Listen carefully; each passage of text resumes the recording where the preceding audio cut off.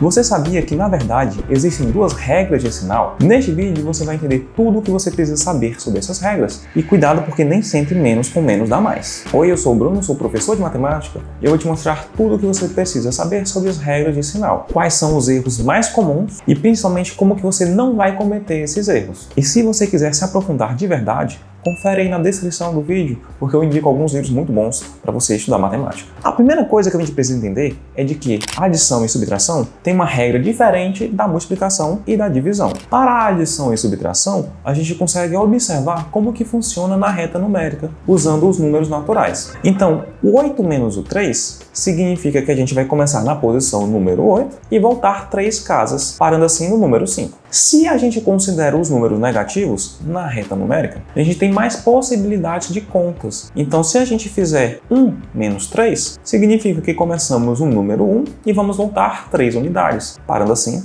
no menos 2. Já a conta menos 5 mais 1 significa que começamos do menos 5 e avançamos uma casa, parando no menos 4. E eu acho que você já conseguiu pegar a ideia. Só que para números grandes, esse processo fica muito demorado. Então a gente vai usar uma estratégia de como agilizar essa conta. A gente tem que observar os sinais dos números. Se eles tiverem o mesmo sinal, você vai somar esses números e repetir o sinal que eles têm. Então 3 mais 7 é igual a 10, isso aí vocês já conhecem. E menos 3 menos 7 vai dar menos 10. Isso porque a gente começou no ponto menos 3 e voltamos 7 casas, ficando mais negativo. Uma ideia que a gente pode ter de analogia é pensar com o dinheiro. É como se a gente tivesse uma dívida de R$3 e ganhamos outra dívida de R$7. Então, a gente vai juntar essas duas dívidas. Já se a gente tiver sinais diferentes, a gente vai subtrair esses números e colocar o sinal do número maior. Então, menos 8 mais 3 vai dar menos 5. Então, começamos do ponto menos 8 e avançamos apenas 3 casas. Ou seja, a gente não consegue sair ainda do negativo. E associando novamente com o dinheiro, é como se a gente estivesse devendo R$8 e pagamos apenas R$3 da nossa dívida. A gente ainda fica devendo R$5. Já se a gente tiver a conta 10 menos 12, o resultado vai ser menos 2, porque a gente vai voltar 12 casas, que é mais do que a gente tem de números positivos. Então é como se a gente quisesse comprar algo que custa R$12, tendo apenas uma nota de 10. Ainda falta R$2. E é assim que funciona a regra de sinal para adição e subtração.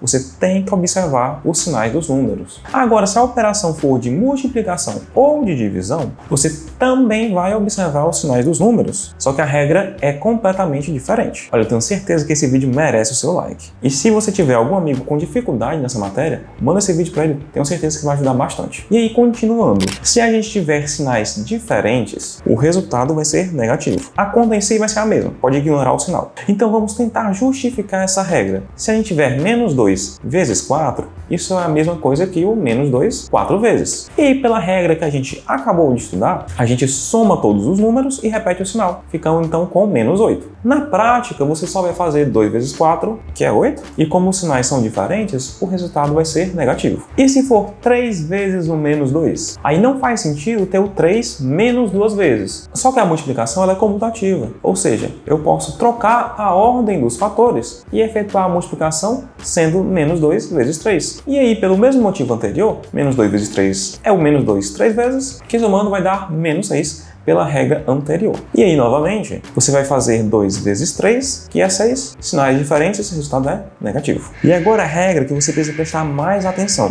Quando os sinais forem iguais, o resultado vai ser positivo. Então, se a gente tiver 2 vezes 5, o resultado vai ser 10, que você já deve saber disso. E agora, o que buga a mente de quase todo mundo, que é menos 2 vezes menos 5, dá 10 positivo. Como que dois números negativos pode dar alguma coisa positiva. E a razão para isso é que se mantenha a coerência na matemática. Então vou dar um exemplo que você vai entender perfeitamente. Vamos multiplicar menos 2 vezes 5 menos 5. Como 5 menos 5 está dentro do parêntese, essa operação deve ser feita primeiro. Então o que a gente tem, na verdade, é que menos 2 vezes 0 dá 0. Só que a gente também pode aplicar a propriedade distributiva da multiplicação. O menos 2 vai multiplicar todos os termos que estão dentro do parêntese. Então a gente vai ter menos 2 vezes 5 e menos 2 vezes menos 5. E isso tudo tem que dar 0.